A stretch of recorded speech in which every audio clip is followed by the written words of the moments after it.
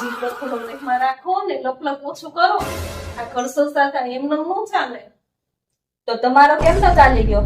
તમારે તો લપાલપ બોલવા જોવે છે.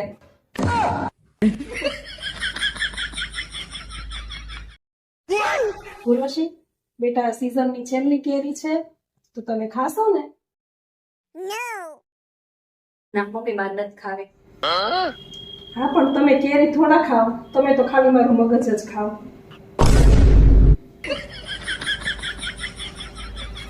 મમ્મી, શું? પાણી પીશો? ના.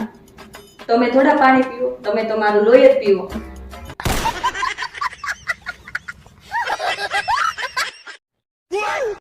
મમ્મી, બાજુવાળા ભાભી એના સાસુ પાસે એક સાડી માંગી, એણે એને 2 સાડી આપી.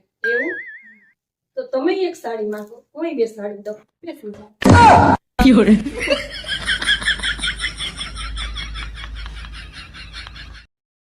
મમ્મી, હું બહાર જાઉં છું, કપડા ચોકડીમાં મૂક્યા છે, તમે ધોઈ નાખજો, નકર આવી હું ધોઈ નાખી. ધોવાનું કઈને કઈ કે મને ધોવાનું કઈને કઈ. હવે જે હોય ધોઈ નાખું કપડા, બીજું તો હું. ભગવાન.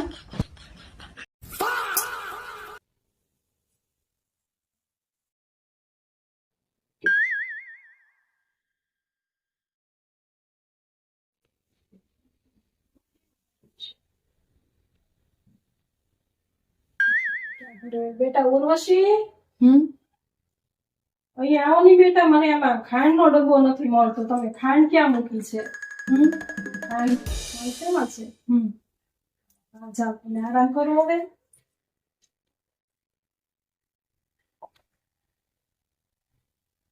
લે, આ ખાંડ એટલી બધી ઝીણી કેમ હશે? આ હમણાં ડીમાર્ટમાં જાય ને, ડીમાર્ટમાં એવી જ ખાંડ આવતી હશે. પાણી છે.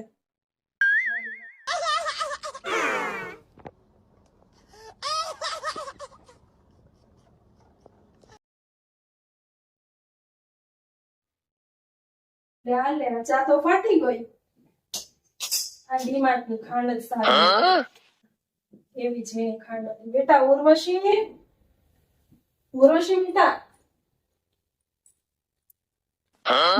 બેટા જો આમાં ખાંડ નાખીને ચા ફાટી ગઈ. ખાંડ સાવ ઝીણી છે. જો આ ડીમાર્ટ માંથી લાવવાનું જ નહીં. આમાં ખાંડ છે. ખાંડની જગ્યાએ મીઠું નાખી દીધું. ખાંડી જાય ને. मतलब वो अलग ही लेवल का बंदा था।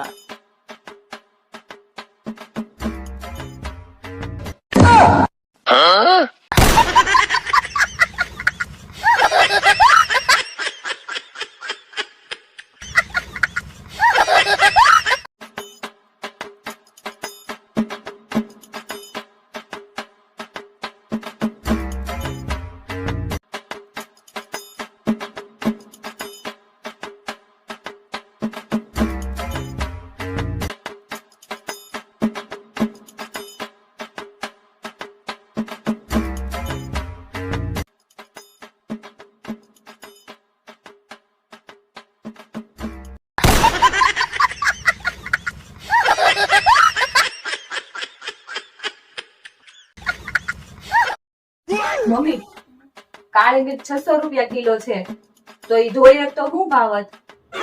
એમ? ગવાર 80 રૂપિયા કિલો છે. ઈ જો ભણેલો હોત તો એનો શું ભાવ હોત?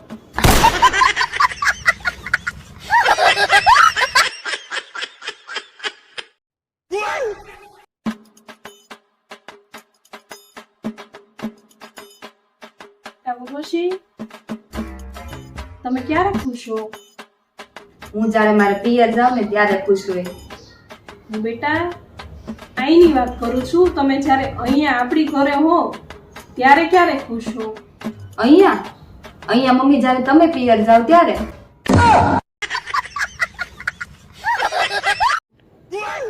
એવું ન હોય હો. સાસુને બહુ સારી જ લાગતી હોય. બહુ સારી જ લાગતી હોય, પણ બીજાની, આજુબાજુ વાળાની, પોતાની નહીં.